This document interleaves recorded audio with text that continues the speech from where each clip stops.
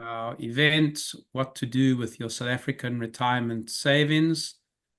And this is a time to say a special thank you to Michelle Nathan, who's here with us. Michelle is in charge of the Telfed events and volunteerism, and Michelle handles more than 2 events a week. We're talking about 100 events a year that Telfed puts together. So I want to thank you, Michelle. And I also want to encourage you joining us this evening to keep tabs of the other Telfed events that are available, because there are many just like this very high-level event that I'll mention Michael shortly. So Michelle puts together many events that bring new and veteran Olim together. Already started, Jeb, so now there's not much sound. And also virtual events like what we have in this evening. So thank you, Michelle. I want to also thank Simon. Simon is with us here. Simon works in the Resource Development Department, and she's helping us this evening with the running of the event. And a shalom to Dr. Sarah Berman. And Sarah is our pre-Aliyah counselor. So for those of you who are thinking of making Aliyah, who are joining us from South Africa, have yet to make Aliyah, Sarah is your contact person.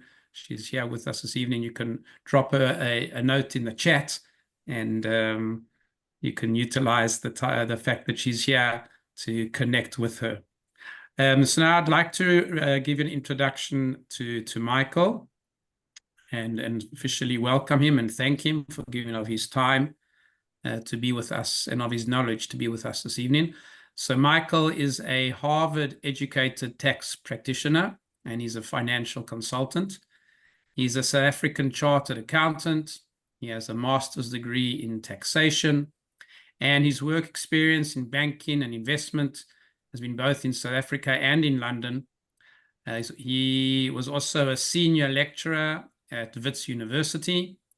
And in addition to crunching numbers in his spare time, Michael is a passionate advocate for Israel, and he's taken on the task of heading up the JNF in South Africa. And we at Telfed have the merit of working together with the JNF in South Africa, welcoming their groups that they bring here on their solidarity tours.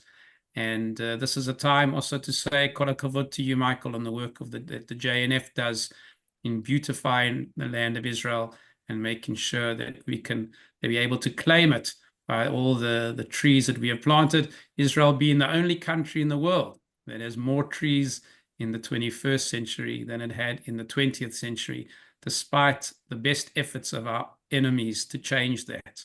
And so we want to thank Michael for the work that he does is encouraging Aliyah, helping people make the best financial decisions when they do so, and for the support that he gives to the JNF South Africa to do their good work here and their good work in South Africa. So I want to thank you all for joining us, and I'm sure we're going to all learn a lot from Michael. You can write questions in the chat during the course of what Michael's talk. Simon will be monitoring those questions, and then at the end of Michael's presentation, you can unmute yourself and you can also ask questions. But while Michael is talking, I recommend and request that you keep yourself on mute so that we don't have background noise and people can hear what Michael has to tell us and share with his immense knowledge. So a Erev Tov to everybody, and it's great to have you all with us. And I hand over to Michael. Toda rabah. Great, thanks, Doron, and yeah, nice to see everybody. And yeah, thanks to Telfed for hosting us tonight and for all the work that you guys do. I know the tremendous work you've been doing since October 7th in Israel with the humanitarian stuff you've been doing with the soldiers, the lone soldiers and the injured soldiers, and just amazing. I think it doesn't actually get enough attention in South Africa, the kind of stuff you guys are doing there in Israel. Really keep making us South African Jews very, very proud. Let's start tonight's talk, it's really about what to do with your South African retirement savings.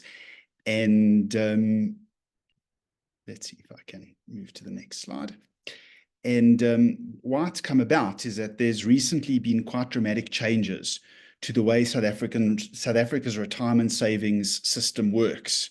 And I'll go through some of those changes with you guys tonight. And it's been creating quite a lot of anxiety, I would say, for a lot of people living abroad that still have South African retirement savings. We've been getting lots of calls and emails from people to say, are their retirement savings safe? What's going to happen to their retirement savings now that there's been this new proposed retirement system? And so really the first thing I'd like to say is that there really is no need to panic, and that there really is nothing to fear from this new system, and that people... Tonight's talk is targeted at people living in Israel. It's specifically targeted at people living in Israel who have already made Aliyah. So, and it's quite a broad topic. Obviously, there's quite a dramatic change to the system, and we can't cover absolutely everything. I'm happy to take questions at the end, as Daron said, but it will be a general overview, and it's quite focused on people that have already made Aliyah.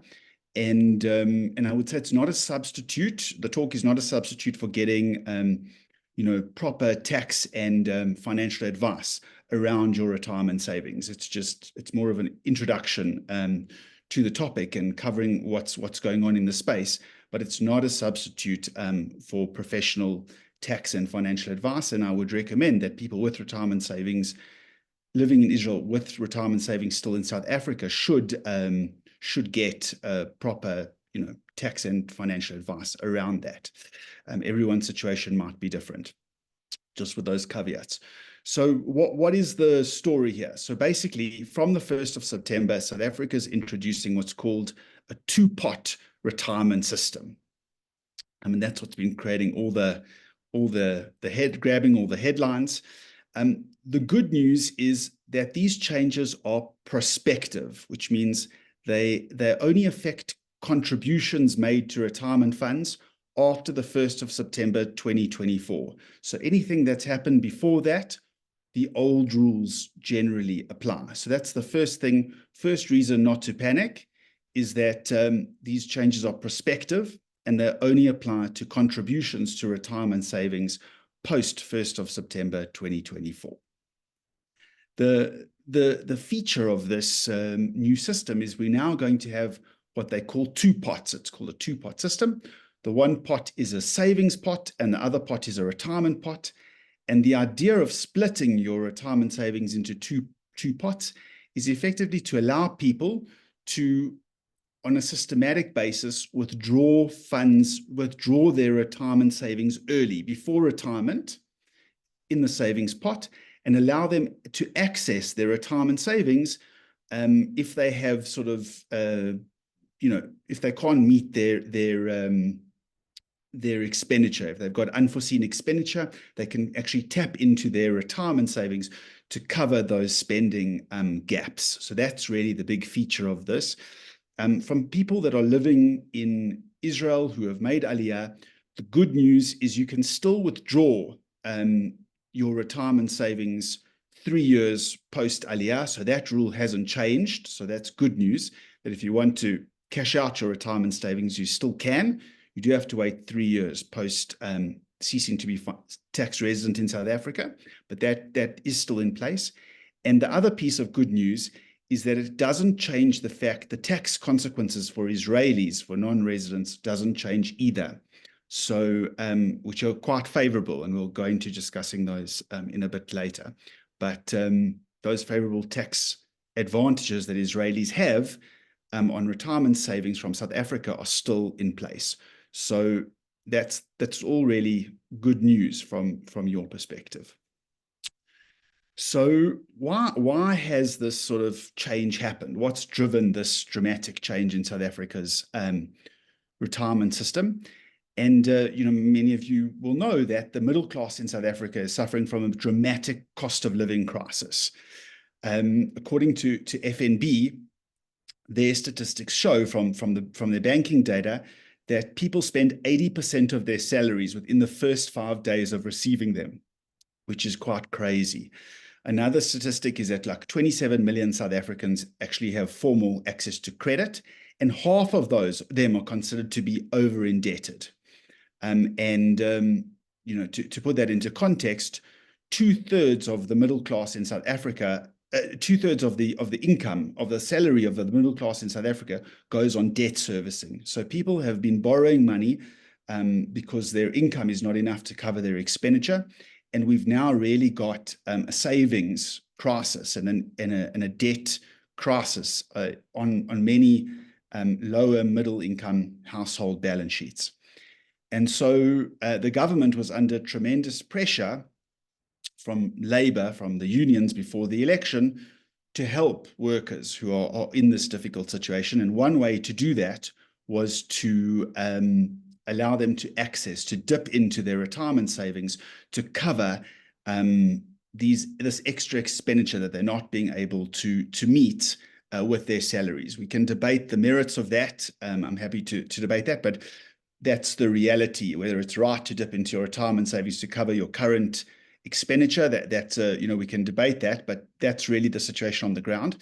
And what's been happening in South Africa is that certain retirement vehicles have rules. Pensions and provident funds allow you to cash them out on resignation. So if you leave your job, historically, you were allowed to cash out your pension or provident fund from your work. And what we found is that people who aren't able to cover their day-to-day expenses were actually resigning from their jobs so that they could cash out their pensions to pay down some of their debt that they weren't able to meet. And that's obviously a terrible situation. So these reforms were designed to prevent that kind of situation. That's what's really driving this move, and that's really what's behind it.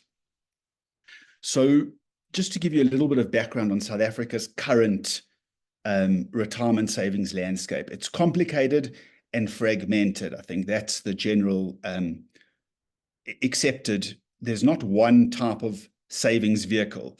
There really are. I've split it into 4 different kinds of savings vehicles, and they all have different rules.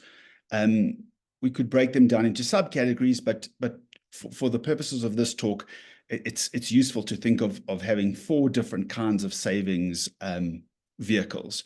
One is a retirement annuity, which many people contribute to, and there's a pension fund. There's a provident fund, and then there's a living annuity where you're already getting an annual amount from one of these vehicles. And as I said before, the rules around how these funds operate and when you can access your money is actually different depending on the type of fund. The tax consequences were also different in the past, but there's been a process over the last few years to try and harmonize that. So the tax treatment of all 3 of these vehicles is quite similar, but the cashing out rules, the withdrawal rules, are actually quite different. And I think it's very important to understand what are the different rules for these different types of funds, of retirement savings vehicles. So the retirement annuity is probably the most onerous, I would say, or has the most restricted access. Basically, you can only when you get to the age of 55, if you're a South African tax resident, when you get to the age of 55, then you can cash it out. So you have to wait till retirement age, and then you can take 1/3 as a lump sum, and 2/3 becomes a living annuity where you're able to draw an amount every month or every year, depending on the frequency that you choose. So, so that's for South African residents. If you no longer a South African tax resident, if you live in Israel, there is a rule that they allow you after 3 years of being a non-resident. So if you've been out of South Africa for 3 years, they allow you to fully cash out your retirement annuity. So many people don't realize that, but if you haven't yet got to the stage where you're receiving your living annuity, you haven't yet taken the retirement benefit, you can actually, after 3 years of being non-resident, take out that full retirement annuity. A pension fund is normally through work that you get a pension fund. It's tied to your employment for services rendered in South Africa. And here, these were more flexible vehicles in the past than retirement annuities, because they allowed you one withdrawal on resignation. So if you left work, you could withdraw those funds. So before retirement, no matter what your age is, you were able to cash out your pension fund before retirement if you resigned from your job.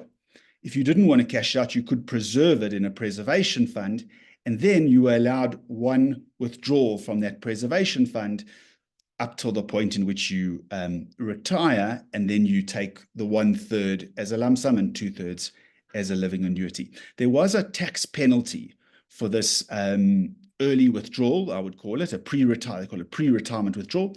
You were taxed on tax tables, and the tax tables were less favorable than if you took it out at retirement. If you take it out in retirement, the first 550,000 Rand of the lump sum is tax-free, and there's a preferential rates that you taxed on after that. But if you taxed out early, there's also a table where you tax, but the rates are not as favorable as they would be if you wait till retirement. So there was a bit of a tax penalty for cashing out early, but if you resigned from your job, you were able to take out the pension fund. The Provident worked almost identical to the pension fund. You had this option for early withdrawal.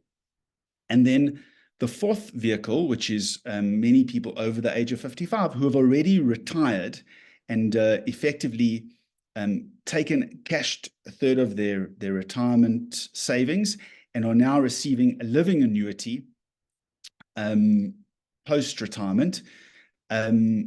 They were able to choose a rate at which they wish to withdraw down on the funds, ranging between 2.5% of the value to 17.5% of the value every year. And here the tax rate would be slightly different. You'd be taxed not under the tax tables, but it would be included in your taxable income, and it would go effectively at your marginal rate. One important point to point out with a living annuity is that even if you've emigrated, if you cease to be South African tax resident, once you're getting that annuity, you can't pull the remaining amount out. You have to wait until you draw it down and the value gets currently to 125,000 Rand, and then you can pull out the remaining amount. But there's no 3-year rule like there is for the retirement annuity, the pension fund, and the provident fund. So you need to be careful that if you decide you're living in Israel and you decide to retire and go that route, you actually are stuck with that living annuity for quite a long time until you're able to draw it all down. So that's just something to point out. So how's this going to change going forward, I guess, is the question. And basically, there's a lot of talk about this new 2-pot system. But really, it's a bit of a misnomer. It's actually 3 pots. Basically, the first pot is what's called the vested pot. And what does that mean? That's your old stuff, your old retirement savings. Everything that you've contributed up until the 31st of August will continue to operate as normal. If you've got a retirement annuity, all the rules will apply to the retirement annuity as they were before. If it's a pension fund, all the rules that apply to pension funds will be the same. If it's a provident fund, all the rules that apply to provident funds will be the same. Similarly, for a living annuity, all the rules will be the same. There's one exception for the living annuity, is that they've raised, not by much, but they've raised that amount where you can cash out at the end. It was 125. They've now made it 165,000 Rand. So if your living annuity drops to below 165,000 Rand, you can pull out that last bit in 1 year. But all the same rules that applied that we discussed on the previous slide will apply to the vested pot. So anything that's contributed before the 31st of August will run in the same way that it always did. Where are things going to change?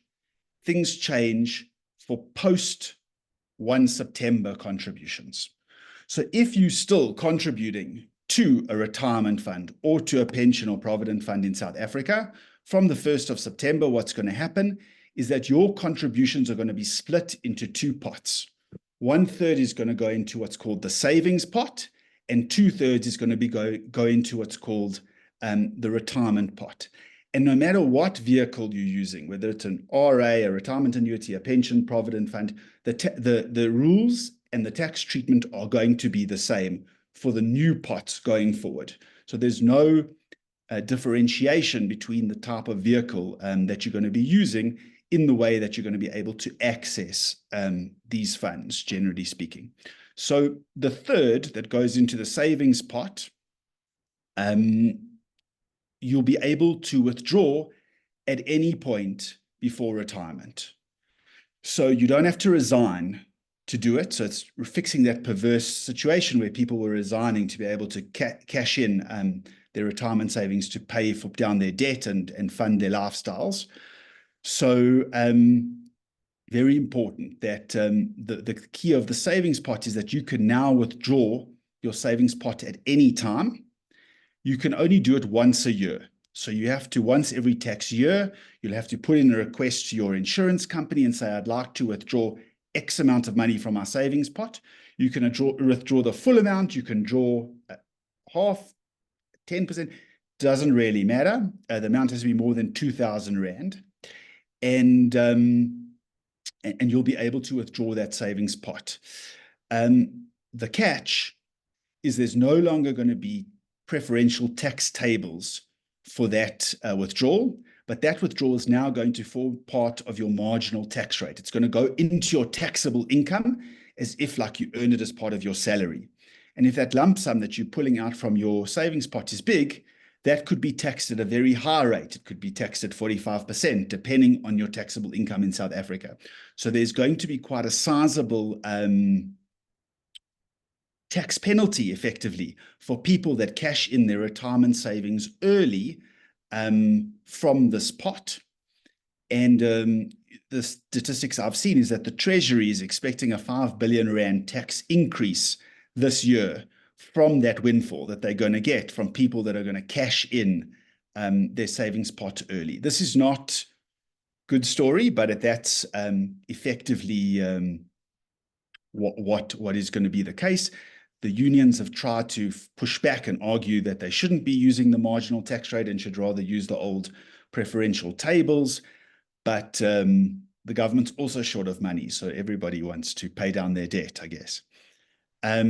So that's the savings pot. The retirement pot, you won't be able to access. That you'll have to wait for until you reach retirement age, 55, and then the full amount will be annuitized, you'll have to take as a living annuity. There's no option for people to cash in some of it as a third, as a lump sum. The full amount will have to be taken as a living annuity and paid over a number of years. The good news is that both the savings pot and the retirement pot, the rules are slightly different for people that have emigrated. So for people that have immigrated, as I said up front, the 3-year rule that you can cash in that money 3 years after you've ceased to be South African tax resident, thankfully still applies in the new legislation. So for those of you that want to cash in your South African savings, you don't have to worry. If you've been non-resident for 3 years, no matter what pot they're in, the vested savings or the retirement pot, you will still be able to access those funds, the full amount of those funds, 3 years after you cease to be South African tax resident. Okay. And the second piece of good news is that the Israeli tax loophole remains open. So South Africa, I'll give you a little bit of background to this, but basically South Africa signed double tax agreements with certain countries, favorable tax agreements, And one of those is with Israel. You know, before we took Israel to the RCJ, we used to be friends many years ago. And we actually, South Africa gave very favorable tax treatment in the double tax agreement in many instances to people that make aliyah. Actually, South Africans that make aliyah to Israel get quite favorable tax treatment in the double tax agreement with Israel. And one of the places where they get favorable tax treatment is retirement savings. And the tax treatment, basically what the double tax agreement says is that South Africa forfeits its rights to tax South African retirement savings if they are paid to a non-resident who's resident in Israel. So this is a big opportunity that if you are Israeli tax resident and you cash out your South African retirement savings, there is a way to be able to structure that payout that SARS should not withhold the PAYE on that withdrawal. So that's something to bear in mind, that if you have or you are thinking of cashing out your South African retirement savings and you're an Israeli tax resident, that you should get advice so that you're able to take advantage of that loophole in the double tax agreement and avoid paying the South African tax on the withdrawal of that retirement savings. Okay, so that's sort of an overview of how you're affected by the changes. Now the question really is what to do with your South African retirement savings. So, you know, to my surprise, in our business, and sort of it's backed up by sort of other research we've seen, is that about 70% of South Africans that emigrate continue to retain their retirement savings in South Africa. It's a very, very large number, and it's very surprising for a number of reasons. There obviously are benefits to maintaining your savings in South Africa if you emigrate. The benefits are, you know, you get a tax deduction in South Africa if you contribute to those retirement vehicles, and the income that's earned on your investments in those vehicles is tax-free. So you don't pay tax in those vehicles on the interest and the dividends and the capital gains you make on your investments until you withdraw. So there are tax advantages for South Africans if you've got South African taxable income for investing in these South African retirement saving vehicles. And I guess, you know, we find that people continue to invest in South African retirement savings because they trust the providers. They know Alan Gray, they know Sanlam, you know, they know Discovery. It's highly regulated by the FCA, and they feel safe with those investments. Those are sort of the benefits. But there are also many disadvantages that people don't sort of think about. Interestingly, one is and the biggest really is the exchange rate risk. If you're saving for your retirement in rands, but you're living in shekels, if the rand is going to depreciate over your life against the shekel quite dramatically, your savings is not going to be enough in rands to support the amount of money you need to live in shekels in the future. So, you know, there is major exchange rate risk if you continue to keep your retirement savings in South African retirement vehicles. Also, as we've just been discussing, these are restricted vehicles. It's not like you can just pull your money out of these vehicles whenever you want, right? There are rules around withdrawals. And so, you know, there's limited liquidity. If you guys someone wants to buy a house in Israel, you have to wait 3 years before you can withdraw your retirement savings to buy that house, for example. So there's quite a lot of restricted access, and it's at the whim of the government. We've seen now that there's been changes to the system. You know, if there could be other changes in the future, regulatory risk, that the government limits access or changes the rules when non-residents can withdraw from their pensions and provident funds. Historically, if you financially immigrated, you could take out your money immediately. A few years ago, they instituted the 3-year rule. So, you know, we at the whim of the government as to the rules that they'll generate for non-residents to withdraw from these funds. At the moment, it's 3 years, but that could change. and then you're restricted from gaining access to your money, which is a big risk.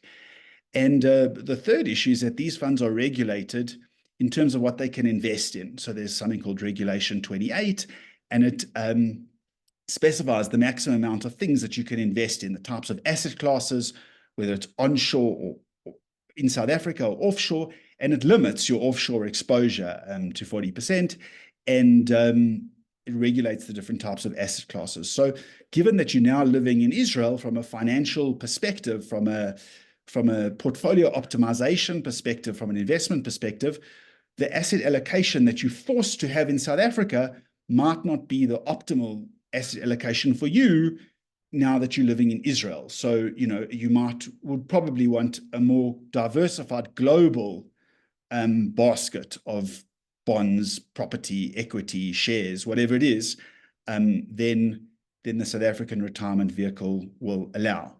So that's really something to think about, is the sort of the allocation, the asset allocation that you're getting, the returns that you're generating because of that in these portfolios, is that optimal for you? Probably not.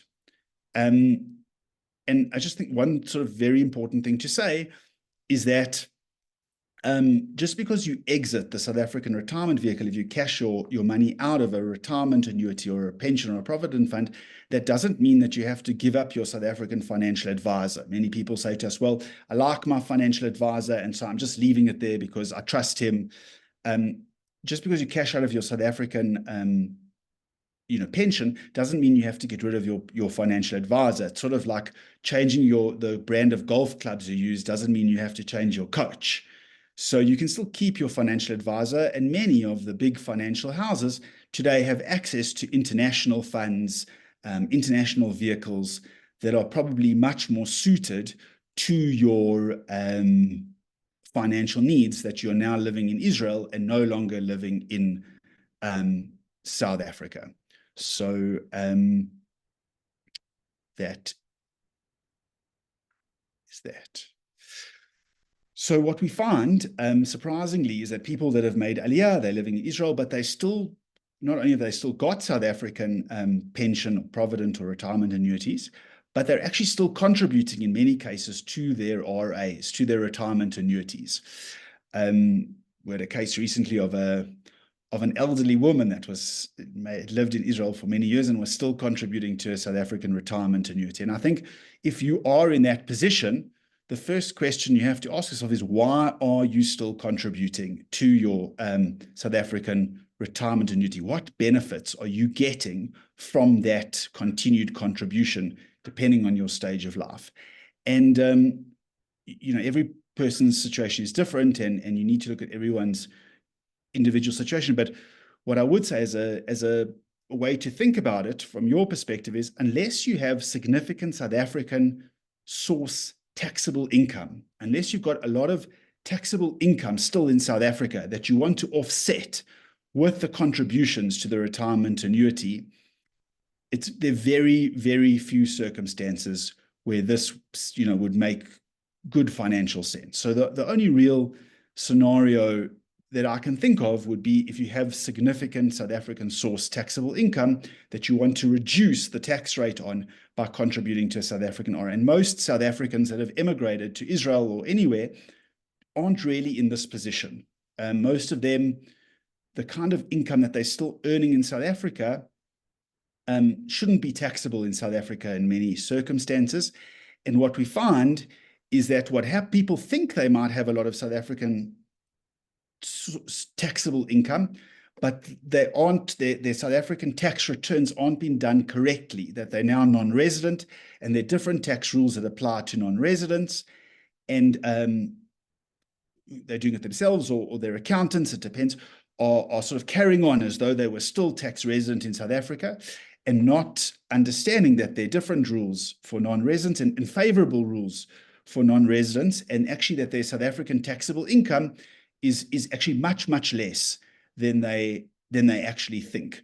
The real the only real time I can think about it where there are different examples, and not a one size fits all, but the real example would be rental income generated from rental properties in South Africa. If you're earning significant rental income, then I would sort of see the need to make these contributions and offset that South African source income. But I would say that it's important to get advice. If you are non-resident and you're still submitting tax returns in South Africa and you are showing significant South African taxable income, I would ask the question, is this return being done correctly? And check that out, because there are many sources such as interest. Bank interest, for example, is something that's exempt from tax in South Africa. If you're non-resident, you shouldn't be paying tax on interest that you're earning in South Africa. So these are things that I would investigate. So if you are contributing still to a retirement annuity in South Africa, you need to ask yourself, why? Does it make sense? Do I have significant South African taxable income that I would like to offset? If not, you really should think about stopping. The second thing is, so if you're no longer contributing, should you still keep the retirement savings in South Africa? What's the benefit of keeping the retirement savings in South Africa? Many people, I think, incorrectly keep their retirement savings in South Africa because they believe that if they wait till they're 55 and they retire, there's preferential tax treatment. As I mentioned, there's that tax table with preferential tax treatment for retirement savings, but they're unaware of the loophole in the double tax agreement with South Africa. So they are keeping the money thinking that when they retire, they'll get a better rate on the money, but actually they don't know that because they're already non-resident and living in Israel, they shouldn't pay any tax on withdrawing that retirement savings. So I think there's a bit of misinformation here that a lot of people keep their retirement savings in South Africa, wait till they're 55 because they think they'll get a preferential tax treatment in South Africa on it, but that's actually a misnomer. That's not true. And if they're non-resident and living in Israel, and so really there isn't an incentive for them to keep the money there for that reason. If that's the reason that you're doing it, that's not a very good reason. And so when would you be able to cash out? If you wanted to sort of access that money, when would you be able to do it? So I've listed here on the slide the new different pots and basically when you'll be able to cash out. So when makes sense to cash out if you want to. So the vested pot, which is the old pot that's made up of those 4 different kinds of old vehicles that you had. For the retirement annuity, you have to wait 3 years after post-Aliyah. For the pensional provident fund, you can actually withdraw it on resigning from your job in South Africa. But I would recommend waiting till you're in Israel, so you can take advantage of that loophole in the double tax agreement. So I wouldn't do it before. I wouldn't withdraw it before you arrive in Israel. But once you've made Aliyah, I would withdraw those. And then the living annuity, it's the same story that actually you shouldn't be taxed in South Africa on that living annuity either in terms of the double tax agreement. And so if you wanted to get the maximum you could out of it, you should max your rate to 17.5% and try to take out as much of that living annuity as you can. Unfortunately, you can't withdraw it all as a lump sum, as we discussed. But you can max it out and take out 17.5% of it every year. And then once it gets now to 165,000 Rand, you can cash out the remaining lump sum. For the savings pot, you actually can access, for those of you that are going to continue to contribute and you have a savings pot, you can actually take that, as soon as the tax year, probably post-Aliyah would make a lot of sense because your marginal tax rate will be much lower in South Africa in that year. And then for the retirement pot, unfortunately, there you'll have to wait 3 years, just like you had to do for the old retirement annuity. So, In summary, I know we've covered quite a lot, and I'll open it up to questions shortly, but really the good news, I think, is that people can relax, and South African non-residents are not really materially affected by the changes, especially if you're not going to be continuing to contribute to a South African retirement fund. The old rules apply to what you had before, and you can still cash out after 3 years in most cases. So the good news is you're not materially affected by the changes. I think it is important to ask yourself, why do you still have, so if you are already living in Israel and you beyond that 3-year period, I think it's a very important question to ask yourself, why do I still have South African retirement savings? Should I cash them out? Can I invest that money better overseas? That sort of better meet my retirement needs. And as I said, there's this favorable tax treatment for withdrawals from retirement savings for Israelis that you can take advantage of, that still remains in place. And really, I would say that if you do still have South African retirement savings, it's important to, this is just a broad overview, it's important to get proper tax advice on it and financial advice of where to put the money. It's all very well to take the money out of South Africa, but you also need a home to invest it. And it's important that you get a good return. It is meant as your savings nest for your retirement. And so it is important that you get good financial advice as to where to invest that money in a structure or a fund that more appropriately meets your financial needs now that you are living in Israel. So yeah, that's just our contact details, and I'm happy if you want to contact me for more information and advice, and happy now to sort of take questions from anyone. Got some questions in the chat. Should I read them for you? Yes, great. Maybe I should stop. I don't know. Yeah, you can stop sharing. Let's see if I can see the chat. Otherwise, I'll just read it. Someone asked, can I ask what happens if a RA was frozen on making Aliyah? Payments were stopped and now was waiting for the policy to be available at retirement age. If I withdraw it now, been more than 3 years since Aliyah, am I a taxpayer in Israel? How does this work? Policy for June 2031. Just say that again. Sorry, okay, sorry. What happens if RA was frozen on making Aliyah? Payments were stopped and now was waiting for the policy to be available at retirement age. If I withdraw it now, been more than 3 years since Aliyah, and I'm a taxpayer in Israel, how does that work?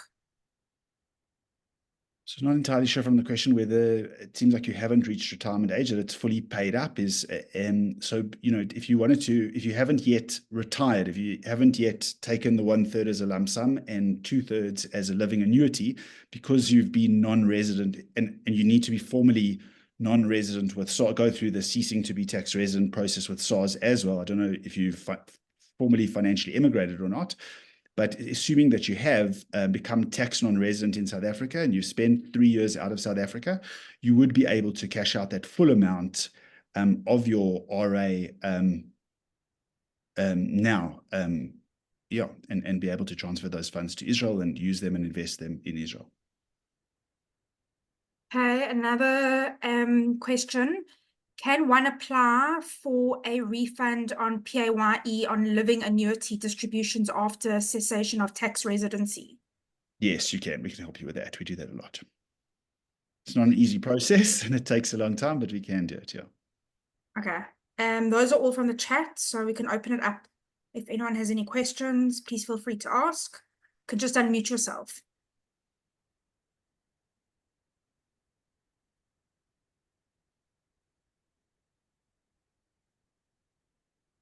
And another one's come in. Can I ask a question if no one's asking?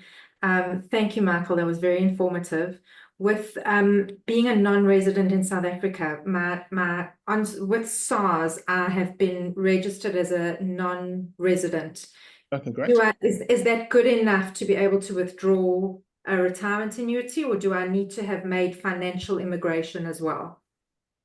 So when you say you class as non-resident, have you gone through the formal process? So did you just tick a box, or did you actually submit all the documents and prove that you're non-resident? What process So did my accountant registered me as a non-resident, so I don't know if all of those documents were actually loaded. did he give you a certificate of non-residence that actually shows that you, with a ceasing date and a formal? That I don't think. I'll have to follow up on that then. So there's a little bit of confusion here, not your fault, but historically you were able just to tick a box on a tax return to say that you no longer tax resident, and SARS refuses to recognize that you actually have to formally go through a process of becoming non-resident. You would have had to submit like stamps to show your, I don't know if you did that to him, but he would have asked you for like the exit stamp when you left to go to Israel, a copy of your Israeli passport, a certificate of residence from Israel. No, I don't think any of that was done. Yeah. So does that mean that even though that box was ticked with SARS, would they not accept me as a non-resident yet? Only once that's filed? Yeah. Yes. So even if I've been out for more than 3 years, it would start from scratch. Not from scratch. We could backdate. What we do is we're able to backdate when you become non-resident. We're able to backdate it, but we'd first have to go through that process. It's a couple of months, you know, sort of 3-month kind of process of getting you formally changed to non-resident, and then we could help you with the annuity. Okay, thank you. No, unfortunately, they don't make it easy. I have another question here. How long would one have to wait before cashing out a preservation fund? You don't have to wait. You're allowed one free withdrawal. So from a preservation, if it's a pension or provident preservation fund, you're actually allowed one free withdrawal at any time. So you don't have to wait the 3 years. I think Howard has a question. Yes, thank you very much for the information you've given. One point, though, that was raised previously is that I think, if you can just clarify, is that when one wants to cash out one's South African retirement situation, do you have to worry about the 10-year period that you've got in Israel after you've made Aliyah before you end up with an Israeli tax problem? Yeah, so for 10 years, you have a 10-year tax holiday, which is useful. But after that, obviously, you don't, and you need to get proper Israeli tax advice if you cash in after the 10 years. So I think it would be very important for people to actually make sure that not to just leave their retirement situation, their pensions in South Africa, because you might go over the 10-year period, then suddenly you've got a bigger problem. And actually, Ron Cohen's, I don't know if everyone knows Ron Cohen from Renana, but we work very closely with him often. There he's put his camera on. Hey, Ron. He sort of helps us on the Israeli tax side with clients that need Israeli tax queries. He's the guy to go to. I think it's important what Howard said is that people often forget with international tax that you're dealing with 2 jurisdictions. You're dealing with South African tax law and Israeli tax law, and you need to make sure that you do optimal things in both jurisdictions. And often people forget that. I think it's a great point. Anyone else have questions? Michael, if I can add one point, is that the laws in Israel might be changing as well. In South Africa, they're making it more difficult. In Israel, they're also trying to raise as much money as possible. And the laws for Olim Chadashim might be changing to our disadvantage. So if you are planning on cashing in the savings, I wouldn't wait the full 10 years. I would start working on it now and don't rely on the fact that the tax holiday will remain 10 years. Sure. Good answer. Michael, Sure. Can I ask a question? Of course. Michael, I just want to know if I've got a living annuity that pays out every single month until I die. Yes. They're paying it into a South African bank account. Is there a way that it can be paid into an Israeli bank account? It's more challenging, but have you gone through the non-res process? No, I haven't. No. I'm still paying tax in South Africa for on whatever. So you should chat to us because you shouldn't be paying tax on that living annuity. We're able to help you. We can even get the tax back that you've been paying. How many years have you been in Israel for? For three Okay, years. yeah. So really, yeah, drop us an email because we can definitely help you. We've been quite successful in getting it takes a long time. I'm not going to. Oh, okay.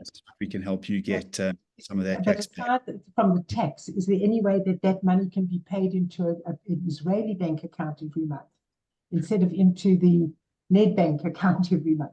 So what you really should do is that you should go through the formal process of becoming non-resident, and what you should do is set up what is a non-resident South African account. And why I say that is because from an exchange control perspective, we haven't discussed exchange control tonight, but living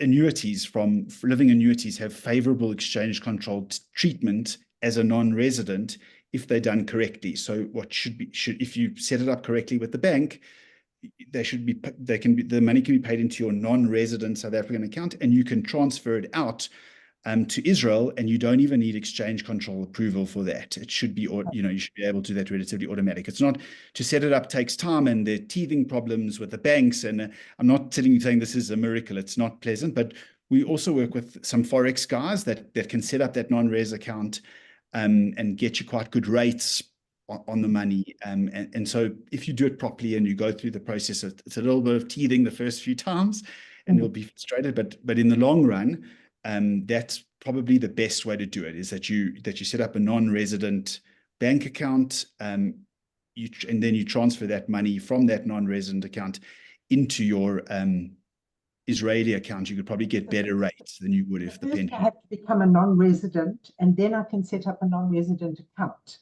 So Yes, the key is to become a non-resident. Then then I can transfer it. Yes.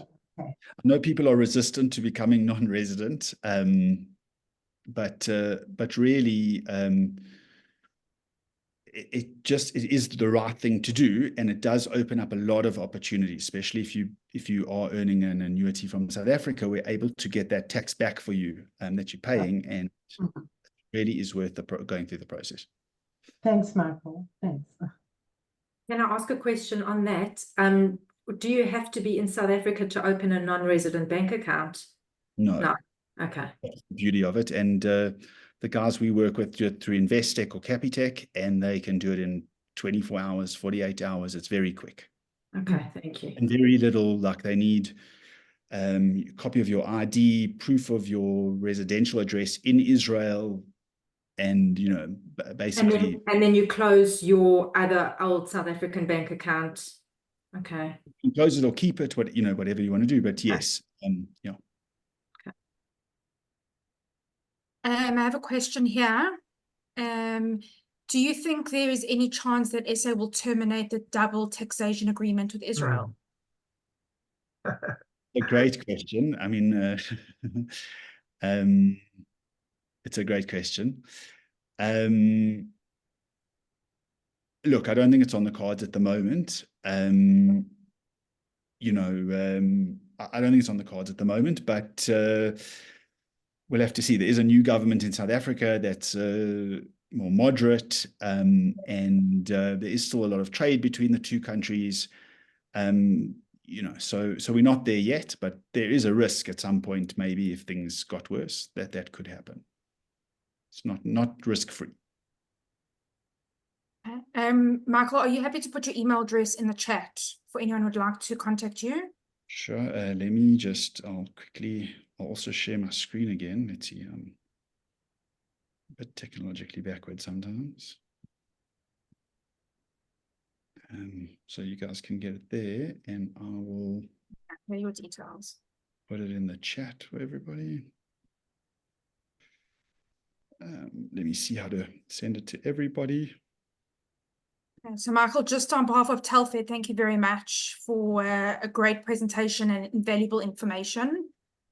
We really appreciate it.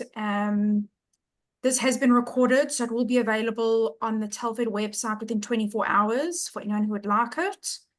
And otherwise you can contact Michael directly.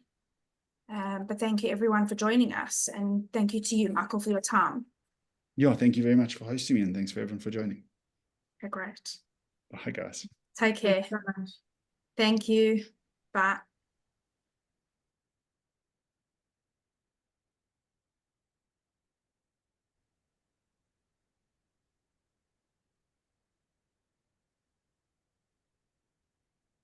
You're writing tomorrow.